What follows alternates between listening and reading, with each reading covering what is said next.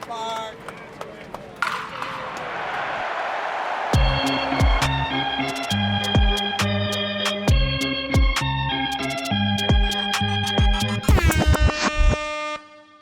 What's up, guys? Welcome back. It is episode 30 of the Bronx Not the Podcast, and the Yankees just split with the Baltimore Orioles after taking the first two games. Um, we talked about it before the series, and we basically said, well, Kevin told me, he said, listen, I would take a split. But after taking these first two games and thinking, man, the Yankees have a chance to take this series against the Baltimore Orioles, and knowing that they split and got embarrassed in Game 4 and had the game in Game 3, it's a tough pill to swallow. It's frustrating, but we'll talk about it.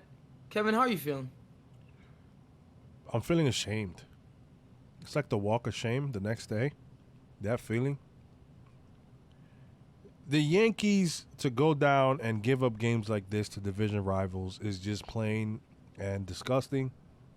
I get it. Sometimes guys don't have it.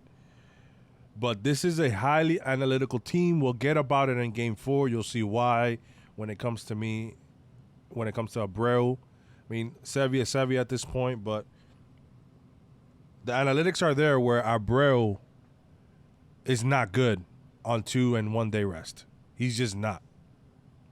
But we'll get into it when we get to that game. But having, just like Mario said, these first two games look the way we did, and then come in, have that game close in Game 3, and then give up and end up like this in Game 4 with IKF pitching, it's just a really, really sour taste in my mouth, and I'm upset. It's July. I mean, it's already July. I know last week I said it's July, but, I mean, it's starting to get late early, like they say, right? And we'll get into it. I'm just really right now. It's a mixture of ashamed and sad and pissed off. There's so much emotion sometimes when it comes to this team. We go through so much. Yes, we're how do we say? They call us brats or whatever you want to call us. But we expect more. We pay more when we go to the stadium. We expect more. It's a brand. This means something. Pinstripes mean something. Being a Yankee fan, yeah, go ahead. I was going to say, I was talking to somebody today that's not from the area, and we're talking about the Yankee hat, and that's like the most iconic hat. I've said it multiple times. It's hands down. Here. People come to the stadium, and they're like, I want to buy a Yankee hat from here because I want to show people I got this from Yankee Stadium. Like, that still means something, but to be a top 3 team in the world where soccer is the biggest sport in the entire world, and you got teams like Manchester United, Barcelona, you got those type of teams, and when you look at the numbers when it comes to the Yankees on being who they are in the world, and most baseball fans are here in America. So that being said, it means something to be a Yankee fan for most of us, the diehards, the ones that sink with the ship. So I'm upset. I'm sorry I don't want a mini rant so early, but we'll get into it. Let's dissect the series. Just a heads up before we get into this, Kevin. I'm sorry to cut you off. No, cut me off. This probably will be a long episode, 4-game series, but we'll try to be quick. But yeah, let's get into Game 1. First two games, the vibes were good. It was Domingo Germán against Tyler Wells, and Domingo Germán coming off his perfecto. Which normally, I don't know if after coming from a perfect game, it's never a good start, like historically. A lot of people were saying that, so I was scared for Domingo, but go ahead. Especially against Baltimore, they're a young team, good offense, and a lot of people are saying they thought they were going to be, in the mix this year, possibly get a wild card, but, Baltimore's only a couple out from Tampa. Showed up. Tampa's, yeah, man, and they showed up in the last two games. Even in the first game, they showed up against Domingo. Let's get into it right now. They started off top of the second, Mullins with an RBI single, and then they get Domingo again in the top of the third. Adley with a double to make it 2-0, and then O'Hearn. I feel like he's just like rejuvenated himself with Baltimore. I remember he was with Kansas City for a while. He singled to make it 3-0, and that just was like, man, the Yankees are in a 3-0 hole, Kevin. You get a little worried there, especially with Wells. Wells is one of their best, and he was dealing. I think he had like a 7-pitch inning. in the first inning. He was dealing, but listen, that chicken parm, you taste so good. Bottom of the fifth, Volpe with a homer, a 2-out homer, which was huge. Only a solo shot, but then Higgy, they go back to back, belly to belly. And it's a 3-2 game in the Bronx. And listen, the stadium was alive. Like Michael K said, it was up for grabs. It was up for grabs in the eighth. Before that, though, bottom of the seventh, IKF and Volpe back-to-back singles. Then they bunt with Higgy, which I thought was interesting, right? Higgy got the bunt down, super happy about that. And DJ LeMahieu came up with 1 out, just needing to elevate the ball. He did not elevate the ball. Tap it back to the pitcher, and then Glaber came up. But thank God the baseball gods helped me out one time, helped us out, and it was a wild pitch. Tied up the game 3-3, and then when Michael K said the stadium was up for grabs, bottom 8, Mr. Clutch for the New York Yankees, Harrison Bader with a 3-run bomb. The fireworks came early that night, Bader and they were special. there. Yep, and they were there after the game, Kevin. The Yankees win 6-3. Great job by the bullpen. Domingo, he wasn't great. Gave up 9 hits, 3 runs, 5 strikeouts. But listen, he gave us a chance to win. That's how I see it. Yep. Yeah, takes us to the fifth. So 2 earned runs against our division rival. Listen, I don't like the 9 hits. No walks. This man's whip. I mean now with the 9 hits, but I'm just saying, yes, it wasn't great, but it could have been a lot worse.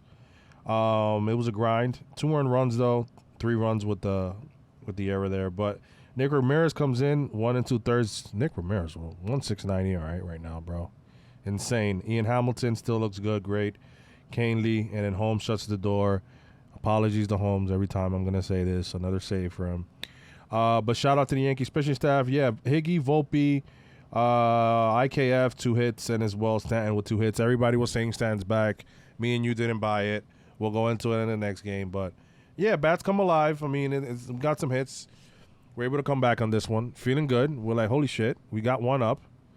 Huge one. Taking the first one against, I think he's their ace. I know Kramer threw well against us. Bradish is also pretty good. I think it's Wells, and I think it's Bradish, and then Kramer for them. But, yeah, big one for the Yankees. Let's go right into game 2. Game 2, yep. Yep.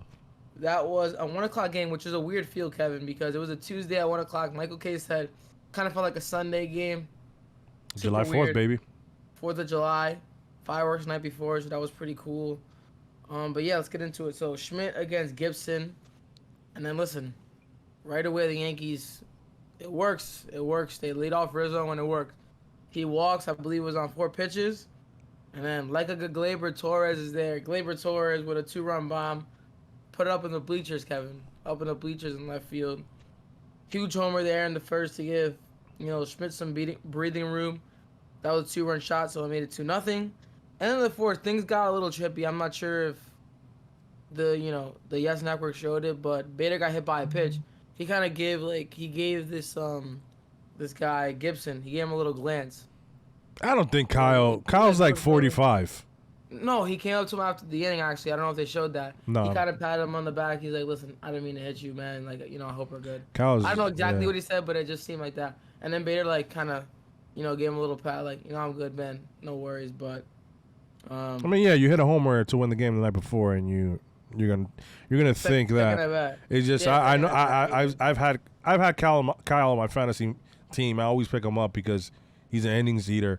But I've had him, and I know he's not that type of pitcher. But I mean, yeah, you could put 2 to 2 together. I get Bader there. No, definitely. But yeah, IKF also had a sac fly in that inning, so it made the lead 3-0 for the Yankees. And then in the fifth, this is where things unravel for Schmidt. And even though I am a Schmidt defender, I kind of texted you after the game. I'm like, he can't unravel like that. So he gives up a homer to Hicks, a 1-out homer, and that felt good for Hicks. We didn't even mention him in his first step out. He got booed. Want to get into that right now? Actually, let's get into it right now. So we had a tribute video. It's 5 minutes. They boot him anyway. I mean, listen. I get it. He didn't end well, but he did have some moments, especially against Houston. He did give us 2 good years. It ended in a sour taste. I get it, but I don't think we needed to boo him in his tribute video. I don't think he deserved a standing ovation either. But you didn't have to boo him. I don't know. That's just me. I get fans, whatever. But like I said, he was checked out, and and it makes sense. He's better in Baltimore. He's been better, even though he's been struggling late, but he's been better. He's a lefty against Schmidt. Shout out to Dez. She had a nice parlay going. I think it was Hicks homer, Glaber homers, and Yankees money line. So I know she was jumping, even though Hicks hit a home run there. But yeah, man, I don't know how you feel. Do you think the boos were? Did you boo him? I never boo. It just adds to the fuel. It just adds to these guys' fuels. Talking about my buddy Correa. I'm not saying he's Correa, but Bringer, Altuve, all these guys love that. Like, I haven't booed since Altuve 2021, the second game back at the stadium. That was the first Astro game I went to. And then I think he homered the day after on his birthday. I just don't like to boo the guys. Adds to their fuel. And then our own guys, I don't like to boo them either because it's our guys. I don't want them to feel like, they're hated at home. Like, yeah, I'm not going to tell a fan when a guy's really, really struggling. Like, there's guys that are really, really struggling right now. I'm not going to tell a fan not to boo. I mean, honestly, Mario, they got to understand as well. It's like, we're fans as well. We're paying money. A lot of people pay money to go there. The fans that are booing are there. I'm not the type of guy who's going to boo, honestly. I do, and I'm vocal about it when I think Josh Donaldson's time should be over in this team. Higgy as well. I don't care what he did yesterday and all that stuff. That's how I am. I'm not going to sit here and boo them. But, I mean, I understand the fan who does as well, and that's it. There's nothing wrong with doing it. I just think during the tribute video, they're giving you moments of when Hicks was good. Like, those were good moments. Let's not forget those, and then let's just bygones be bygones. He's with Baltimore. He'll never be back, and we're done. Keep it moving. Yeah, that's it. Not a Yankee anymore, man. Yeah. You want to boo him first at bat, I guess. Coming up to the plate, that's fine, but I don't know. During the tribute video, it's kind of like a nasty. It gives us a bad rap as Yankee fans, but I'm not going to tell them what to do, Kevin. They pay money to go to the stadium. They can do whatever they want, honestly. But not throw stuff on the field because that's so out of pocket and just weird. Did? Don't do that. No, I'm just saying, like, don't do that. Oh, okay. Like, happened with Verdugo. He got hit with the ball one time. Like, that's just weird. Like, unacceptable. But, yeah, going back to the top of the fifth, so Hicks with a solo shot, and then Waldo overplays that line out. It should have been a line out. But it ended up being a double. And right after that, a guy doesn't homer much. Can I ask you, after the error or the misplay, always about 8 times out of 10, that run scores. Yep. Luckily, it didn't, because of the game ended, it didn't hurt us as much. But let me ask you this. How long are we going to get by with infielders in the outfield? I'm not sure, Kev. I'm not. I don't have. We have 2 guys that we got, especially Bowers, who are not very good. I mean, you can say that with Bowers because he plays first. How long are we going to have infielders in the outfield? I listen to Brian Hoke, right? I wanted to mention this. I mean, listen to Brian Hoke because, like, it's happy hour. Hokey happy hour does it every Wednesday. And he mentioned something along the lines of, like, Brian Cashman's going to be kicking tires, but don't expect, like, any, like, big, significant move like the Yankees think they have. I fucking knew it, bro. In office, So I kind of I was chilling out with the Soto tweets and stuff like that because I don't want to get anybody too fired up, and it doesn't happen. So. No, it's not. It's a surprise because honestly, if you think about it, the smart way to do it is to go after him in free agency because the Yankees have the money. You would think that is the smart option because we get to keep our guys. But probably traded there. But again, they don't want to. Soto has 1 more year after this, right?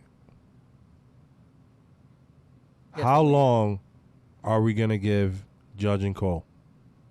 Are we really going to wait a 3rd year to maybe have Soto and Judge for another 3 years with Judge's prime, let's say, because that's putting him already at 5-6 years from now, which will be 36. 2 years older. And another 2 years old. We know pitchers can go to 40, but it depends. We don't know if Cole is that guy yet, right? But how long? 98 forever. We have a window, honestly, of about 3 to 5 years now that we should take advantage of 100%. And we are not doing that. I'm starting more and more to dislike Stanton in that DH spot just because he clogs up the DH spot. I know they have him playing the outfield. I'm not saying do it now, obviously, but I'm starting to dislike Stanton in DH. But, yeah, man, listen, I don't know what the Yankees are going to do. If we're going to run this shit back, it's gonna be more of what you just saw on the fourth game. I'm sorry. Really, we're running this back with DJ and Josh Donaldson on this playing at the same time. The way they're hitting right now, I don't know what's wrong with DJ. Man, it sucks because I really like the guy. He was one of the contact bats that we had. Was not really who has the contact, but it's just choppers, and it looks like it. Then you got Shitty Skunk Mullet, who I'm gonna continue to call him that because I don't think he should be on this team. I don't care what he did.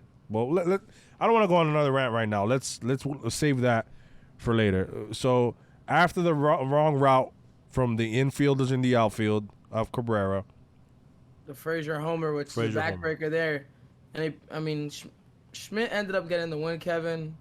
Which obviously, listen, I'm more about the Yankees winning, but it's always nice to see your starter get the win. He ended up getting the win. He pitched 5 innings, but stuff like that can't happen, Kevin, on the major league roster.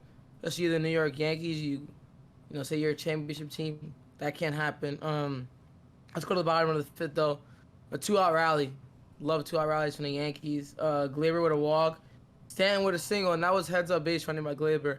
I know a lot of people were, Wait, isn't Gleyber lazy? That's what I hear. I know, right? Lazy to center. I don't know if you watched, Kevin. Somebody slowed it down in the comment section. Like, you really think that was a good move by Gleyber? You don't know what we're talking about. Gleyber peeked over. He saw Mullins lobbing the ball. And if you slow it down, by the time Frazier gets the ball, he's already halfway through third. Gleyber would have been safe either way. Gleyber wouldn't safe either way. I just want to mention that because people were getting at me. First of all, Mario, let me tell those people that were getting at you, they were also getting at Gleyber when McKinney lobbed the ball into him, which we were saying that McKinney also said that he shouldn't be lobbing the ball at second base, and Gleyber made that error. It's the same thing that just happened, but Gleyber was on the other end, and we're making excuses. We're making, we're throwing shade on Gleyber for being the heads-up guy on this end. You see how your arguments, you dumbasses, because that's what I'm going to call you guys from now on, fucking dumbasses, that come up with shit like this. It's heads-up baseball. The guy saw Mullins jogging to the ball. He peeked and saw him lob the ball because he's rounding second the first time, and he sees Mullins just because it was a slow grounder. So Mullins is taking his time. He's like, I know Gleyber. Gleyber's probably not going to run. Maybe that's what he's thinking. Anyways, he was running on the pitch, he said. So I believe it was 3-2. That's why he was running on the pitch. But it's heads-up base running. Why you can't give? I know he ran to the stop sign, and you saw Rojas was pissed. But can you not give him credit for he took a peek? If anybody's ever played baseball, like sometimes it happens where you just peek over just to see what's going on, right? And he saw he was lobbing the ball in. He took a risk and it ended up working. So can he not get any credit for it? You could say. People just saying it's boneheaded. I don't want to keep talking about it. It was a good play by Gleyber. Even if Rojas would have sent him and Gleyber gets out at home, they would say it's Gleyber's fault because he's too slow. Even though it's the third base coach's job to know your runners and know who you send and who you stop. Now, granted, he stopped them there. But 9 times out of 10, what Rojas is looking at is where the ball is and where Gleyber is. What Rojas probably wasn't paying attention to was Mullins' attitude, jogging to the ball and maybe so.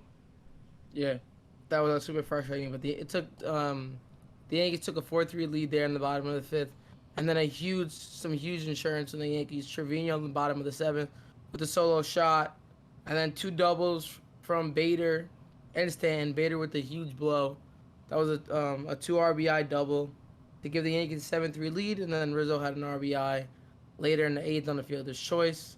Abreu was a little bit shaky at the end of the 9th inning, but he shuts the door, gave up 2 hits, gave up a run. The Yankees win 8-4. Yeah, so Gleyber and Stanton with 2 hits. Torres, and Bader with 2 hits. Trevi with the solo shot there. Also, Schmidt 5 innings, 3 earned runs, 7 Ks. I always like that his Ks are there. Marinaccio 1 clean inning, 2 walks though.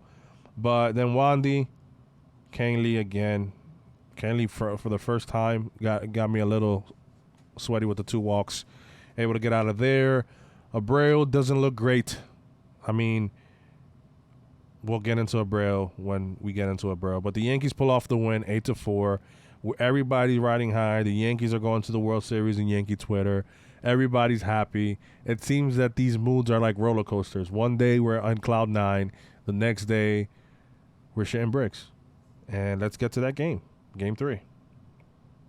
Game 3, Dean Kramer against Randy Vasquez. And let's take it to the 5th. Let's go right away because this was the inning. 5th and the 6th, this is where I think the game was won and then the game was lost. So up until the 5th, the Yankees had one hit with a JD single, surprisingly.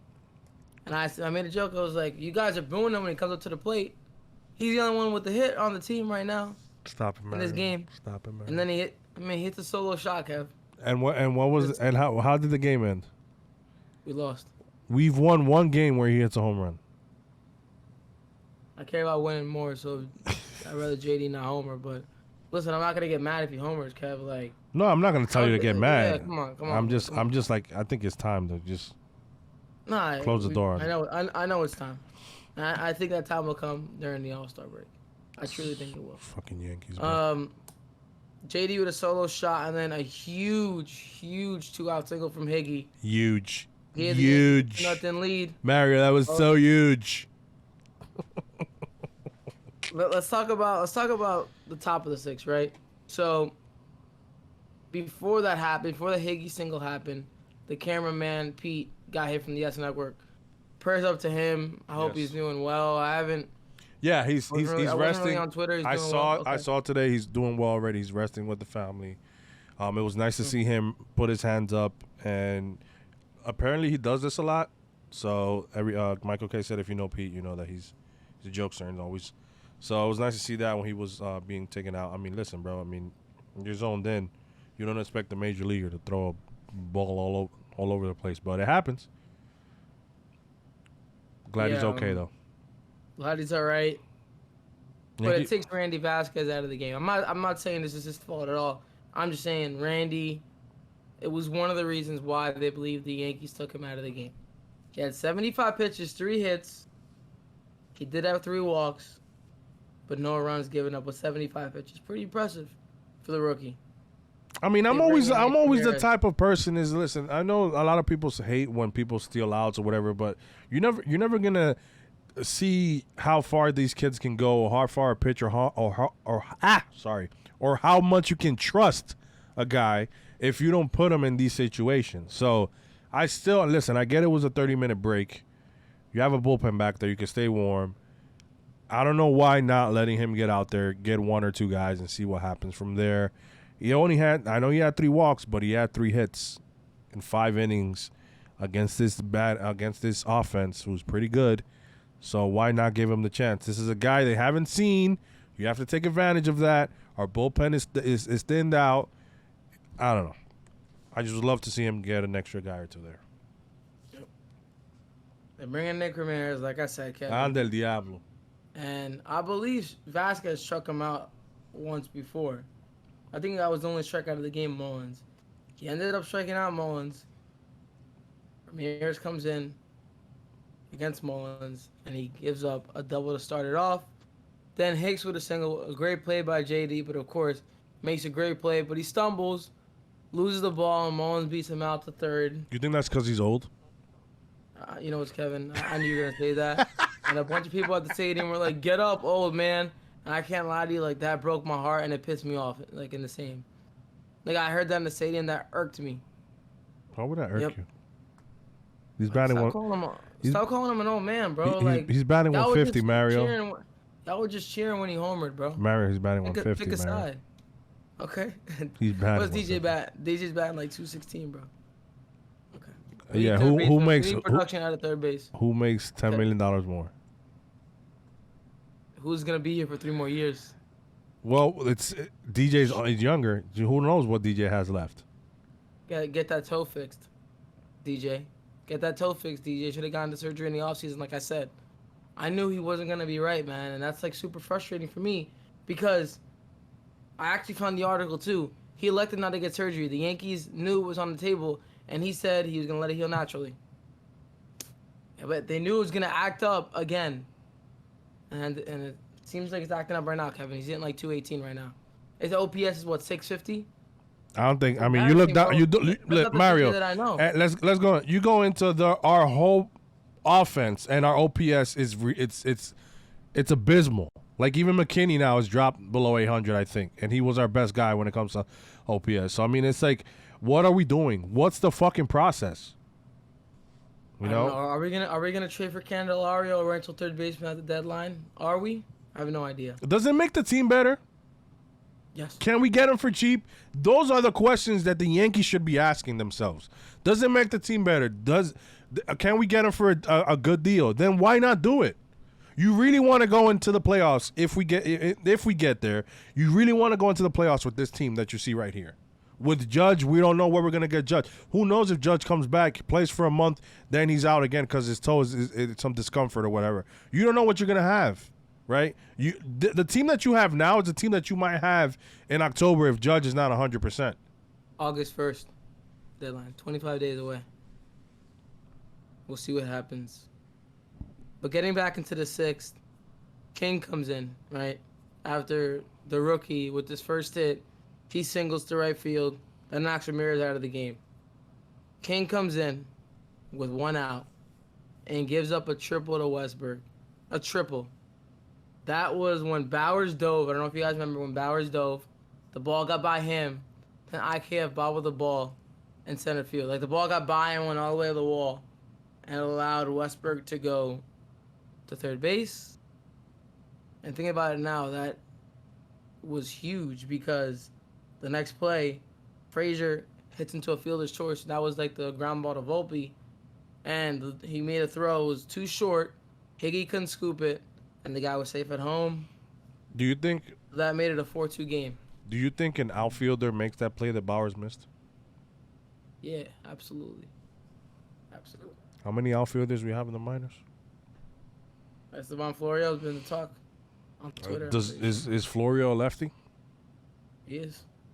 Lefty bat. If you don't think that a guy can turn the corner and find something, why even have him? At this, I get it, not calling him up in April and May because of the option situation. But what the fuck are we doing right now? We have infielders in the outfield.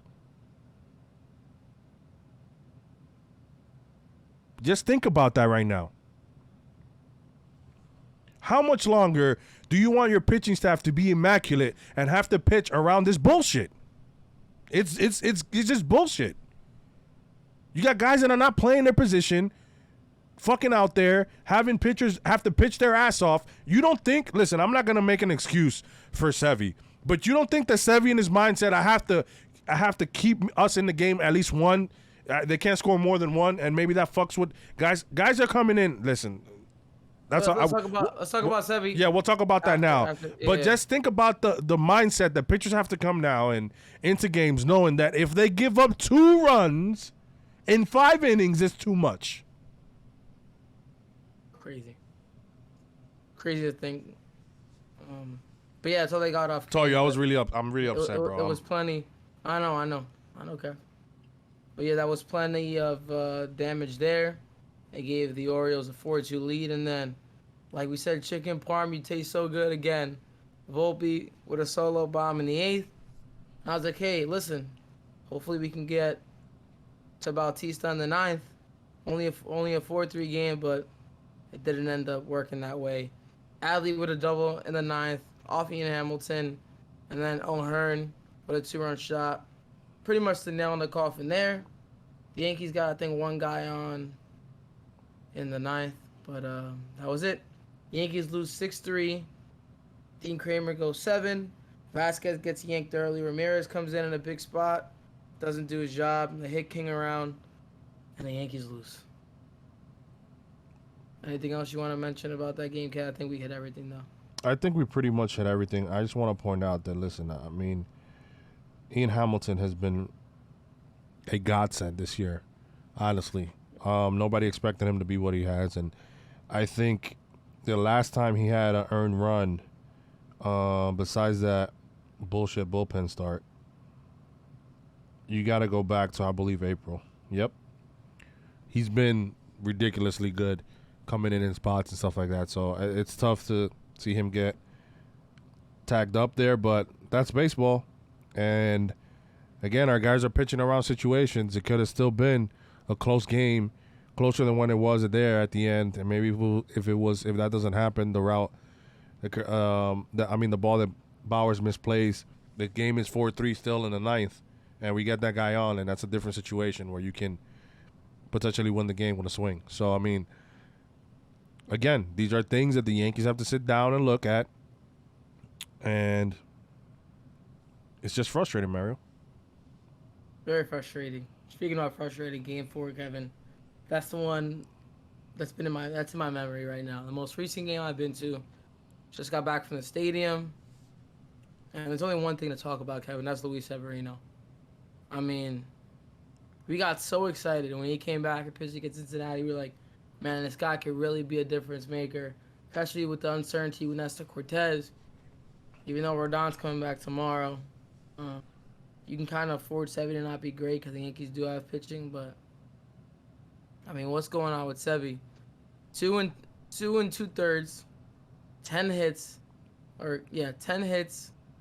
7 runs, 1 walk, and 3 strikeouts. And Brady wasn't any better. And another position player, IKF, comes into pitching in the ninth, Kevin. Just demoralizing. It took the juice out of the stadium. Him giving up a solo shot to Gunnar Henderson in the first.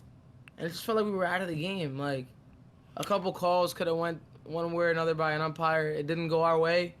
And that's baseball sometimes, which sucks, but I don't know what's going on with Severino, Kevin. I mean, I don't know what you saw, but I mean, no. I mean, none of his pitches were working. I mean, and he said it. He said it in the post game. Yeah, so that's gonna hurt. I mean, another thing is the analytics are clear. When Abreu comes in on 1 or 2 days rest, he is as worse can be. And to bring him in that spot when you really just need to get out of that freaking inning and see how the cookie crumbles, knowing that his splits are there and has been made aware where Abreu on 4 days rest is really, really good. I mean, the numbers are there. You guys can see. I know a lot of people don't like Abreu. I get it. But listen, man, you're not going to have 10 Ian Hamiltons in the bullpen. You're going to have some guys that you maybe not like or trust, but you have to use them in their best ability. And Abreu coming back from July 4th where he looked shaky with just a day basically rest, 2 days. Again, the analytics prove you right. And this is what I mean. It frustrates me when we are all in when it comes to game planning. If this is going to happen here, we're going to do this or that. But then when we try to deviate, it kind of makes no sense when the numbers are there. If it's clear, we will fucking sit somebody just because we'll sit Billy McKinney when he's hot just because he can't hit lefties, even though we don't want to try and put him out there, right? So now McKinney Magic is how's Billy McKinney looking right now? Not great. So I mean, again, we have to reiterate, infielders in the outfield. You got guys like Florio who can at least be. You're putting Cabrera as a defensive situation in left field. Guys, I don't know if you know, but his numbers aren't great in left field either. He was a great right fielder. Left field's not so great. Another infielder playing the outfield when he should be getting reps in AAA, playing every day, not like he's up here right now. You are making his, how do you say? You're talking about his value? No, not his value. His now I'm stuck for words. That's how much the Yankees have me pissed off. I'm trying to think what you're trying to talk about. So you're talking about basically like his Waldo. Well, by not playing every day, it's hurting his progress. His growth. His growth. I'm sorry. Yeah, it's hurting his growth and his progress. Long night. It's almost 1 a.m. right now. Yeah. Sorry, guys. Trust me, you're good. And I'm 3 beers in. So it's hurting his progress. It's hurting his growth by not playing every day. He should be in AAA, honestly. Florio should be up here. He hit his 21st home run today. Ben Rovert, another guy. We called him the Ghost. He was a big piece of that trade of the Josh Donaldson. Wouldn't it be nice, like Pete said, shout out to Pete, to platoon a catcher since you're already doing it, but you have 2 righty catchers? How long do we have to keep Higgy's done after this year. What's the point? You know, like, what are we doing? Wells is gonna be the guy. Exactly. So what? I mean, we have Trevi for another 2-3 years, so it's gonna be. Oh, yeah, So we're not gonna use Ben at all. We're just gonna call up Austin in a year from now, or I know Higgy's done after this year, but wouldn't it be nice to give Ben some spots and see what he has? They have a lot of catching depth in the minor leagues. They were talking about that too. So maybe they move on from one of the catchers. I don't think it'd be Trevino. Maybe Higgy. They find somewhere for him. I'm not sure. He's been swinging it kind of well of late. Still dropping balls left and right when he's catching. So whatever makes this team better right now is what we should be doing. Plain and simple. It is now July 7th because it's 12:40 a.m. when we're recording, and the Yankees are still taking out fucking Josh Donaldson, IKF in the outfield, Cabrera in the outfield. We're still doing that same old bullshit. Don't surprise me now that Bowers is out that we get Frenchie up here. You're going to try and give Frenchie another shot. I don't know. While Florio's having the season, I know you got a guy in there. I'm going to let you speak now. Florio's having the season of his who knows what he has. He's on cloud 9. I mean, unless the Yankees are using him as a trading piece, I mean, why even? They have to trade him, bro. There's no room for him. Get something for him now. It might as well.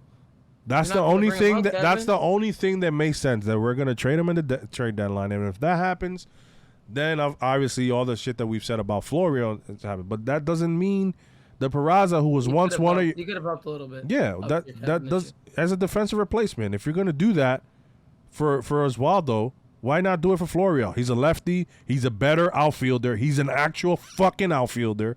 Why not have him then? If he's like, what are we doing? But no, the Yankees have to make it fucking weird and. Listen, let's go to the positive. Let's go to the positive.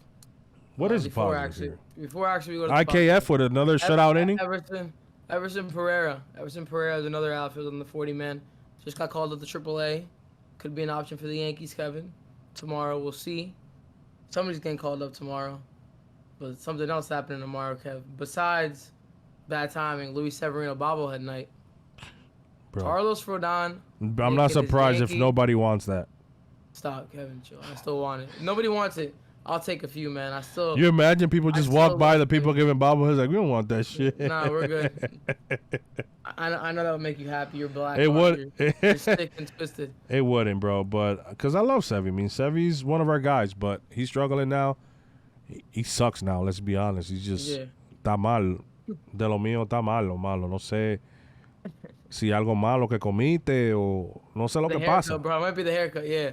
Grow your hair back out, bro. Like, the haircut was not a good idea. Yeah, I don't know what's going on, Sevy, but listen, again, listen. You think he could be traded? I don't know.